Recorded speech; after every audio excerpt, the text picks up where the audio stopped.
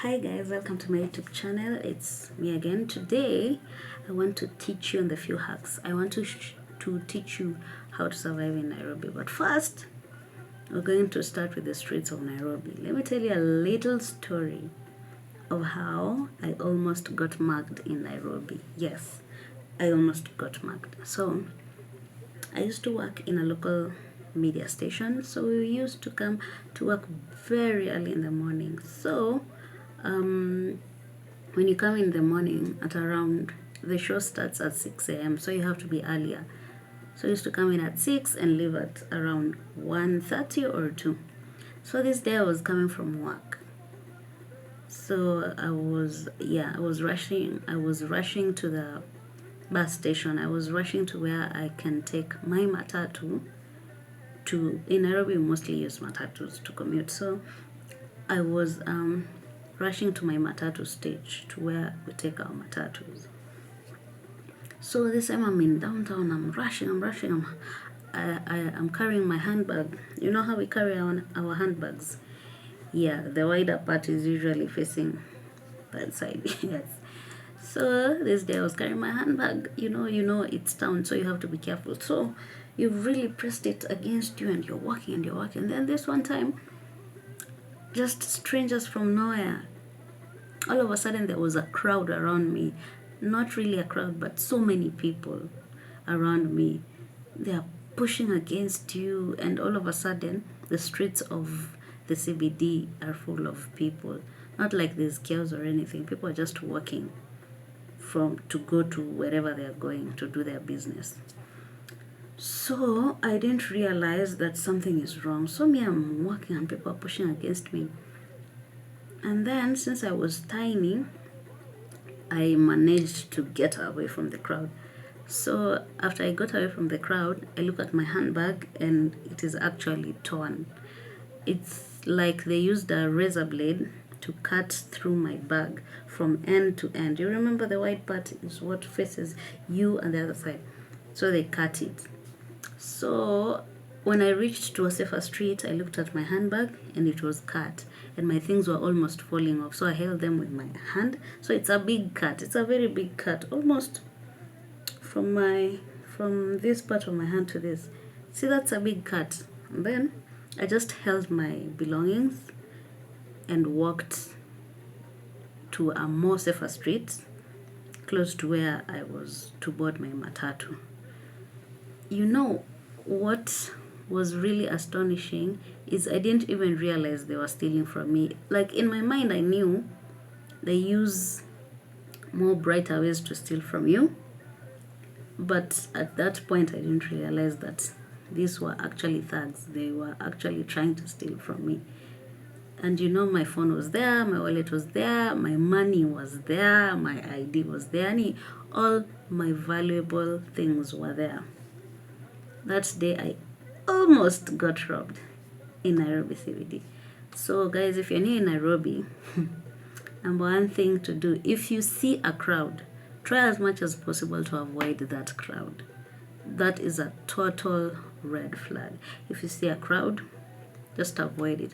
Go to a place where there's lesser people. Just try and walk where there are lesser people and walk as fast as you can, like you have business to go to or something to do. Don't just walk slowly like you're a target. Second thing, if you're new in Nairobi, don't go around looking like you're lost. You'll be the number one target for those thieves, thugs. When you're new somewhere, there are people who will try and help you, but not all of them are genuine. So when you see random strangers calling you, madam, come here, I want to help you, do not accept their help. If you are lost in Nairobi, or if you want to know any direction in Nairobi, just go ask a guard. Those ones the security guards at different points of every building. You can normally identify them because they are wearing uniforms of their various security companies. Ask those ones. Or I wouldn't say ask a boda guy, because some of them are in on it with the thieves. So don't trust the boda guys so much. Just ask a policeman. There are normally traffic police in different streets, so you can ask the policeman or you can ask those security guards. And don't go around Nairobi CBD looking like you're lost. Just look like you have business, you have somewhere to go. Then rush to that security guard and ask for directions. Another thing, in the streets of Nairobi, there are these people who play, I don't know what we call it. In Nairobi, we call it patapotea. Those people who put cards underneath cardboards and then they do their thing and then it moves to another cardboard and then they tell you to choose which cardboard the card is under. Yeah, those guys, you know what they normally do? They normally throw that card. They are normally working together. There's a crowd. They're normally working together. So that crowd pretends that that they are also playing in the game. That they are strangers who just met there, that they are playing. They are not, they're in on it. So what they normally do, they throw away a cardboard and then they tell you, please pick that card up for me. See, you're a good person, you pick that card up and you bring it to them. When you bring it to them, they lure you into the game. So now you have to play the game. When you play the game, they've set it up in a way that when you play your first game, you win. When you play your second game, you win. The first game, they even try to lend you some money. They say, take this a little amount of money, you'll win. And then you take it, and then you place it under the cardboard, and then they do their thing, and then you guess the right cardboard, and then you get the money. The second game you'll also win, but the third game, because now you'll be confident that you're winning, so you'll try and put some little bit more of your money. That's where you'll go wrong. They play their games, they take the money from you, and then the fourth game, you think, that was just bad luck. Let me add some more money, maybe I'll win. That is where you made the worst move. Now there, you're just lost. There is where they steal from you. And I've heard that there are people who lost a whole lot of money, like their school fees in those games. So don't play those games. They are normally set for the owner to win. So don't play those games. Also in Nairobi, there are in the streets of Nairobi, mostly the CBD, there are a lot of beggars. So these beggars, not all of them are genuine. Like there are people who are really well off that wear rags and go to the streets and beg. I'm not saying you should not help beggars. I'm just saying be careful on who you're helping. Not all of them are genuine. Some just made that a business. So they are really well off, even better than you. And then they come sit on the streets with their rags and then they start begging on the streets. So don't trust everybody. Some are genuine, but some people, they're even richer than you just through that business. Can you imagine how much money you're giving them? They have sat there from morning to evening just begging, and that's 10 shillings. Those 20 shillings that you give them, at the end of the day, they're quite an amount of money. So be very careful on who you're helping in Nairobi. Then also in the streets of Nairobi, there are these people who stop you to sell you things.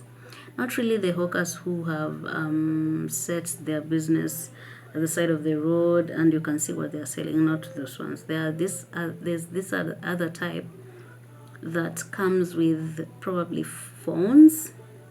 You're just walking down the streets of Nairobi and then someone comes and tells you, madam, I have a cheaper phone that I can sell to you. And then, since it's cheap, who doesn't want cheap stuff? So you say, let me check it out. And then they try to talk to you nicely so that you don't really put on the phone or something. So, since the deal is too good, you buy the phone. And then when you get home, when you open the phone, you find that it's not actually a phone. Well, it's a phone like this one, right? When you look at it, it's such a nice phone. But then open it. It is full of mud. It is full of ugali. If you know ugali is just corn flour mixed with some water so it's thick like cake. That's what you find inside your phone. Don't go buying stuff down the streets of Nairobi unless it's something that you've seen, you've touched, and you're satisfied with it. Don't go buying everything on the streets of Nairobi.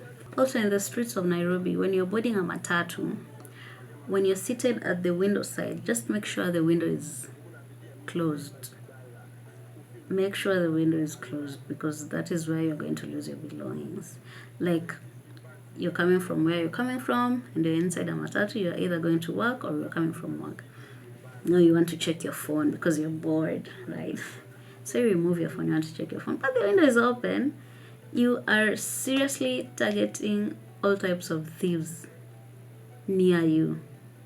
So if you don't have any business with your phone when you're in a matatu, please kindly put it away, because you're going to reach home without your phone. They normally steal through those windows, so be very, very careful. If you have no business with your phone, just keep it inside in a very safe place. And then when you're in a matatu, don't fall asleep, don't take a nap anyhowly. If you know you are not a person who sleeps lightly, who can hear something even though they are sleeping, don't try to sleep in a matatu. You'll wake up in another county without any of your belongings, because there are incidences where people have been dragged in a matatu. You're just seated in a matatu, you fall asleep, and then one thing you know, you are in another county. These things happen in Nairobi, so be very, very careful. Be very, very careful. Now, in Nairobi, when you move into a new department, a new flat, a new building, just make sure that you lock your door with even 2 or 3 padlocks, because you're going to find that your belongings have belonged to someone, if I'm making sense. Another thing, this one might seem like a joke, but it's actually one of the ways that some people have been robbed. If someone dropped something in front of you, by all means do not stop and pick it for them. That might be a tactic they are using to steal from you. Like, they drop something and then they call you, hey, madam, please pick that something from me. Do not pick it. Just walk like you are walking and mind your business. That is how some people steal from you. Yeah. Also, one last thing, and this one is a big one. There are so many people who sell second-hand phones. By all means, never ever buy a second-hand phone. Just go to the shop and just go to a very authentic shop and buy even those small phones that go for 1,000 Kenyan shillings. Do not buy a second-hand phone. If ever there's a case somewhere where someone was killed and their phone was tracked and it was found with you, that you're the one using it, you see, you'll be accused of having killed that person. And you know the Kenyan police, they don't joke with anyone. So never ever buy a second-hand phone. So be very, very careful. Do not buy those second-hand phones. If it's not from a close friend who actually has those documents with them, and you have verified that this is the phone with these documents, do not buy second-hand phones. That is a very, very big red flag. So guys, those are my simple ways. Those are what I've learned in the few years that I've been alive. That is what I've learned. That is how we survived in Nairobi. So take my pointers, listen to me if you can. Those are some of the ways that I've learned to survive in Nairobi. So hope you enjoyed. Don't forget to subscribe. Don't forget to like my video. Don't forget to comment.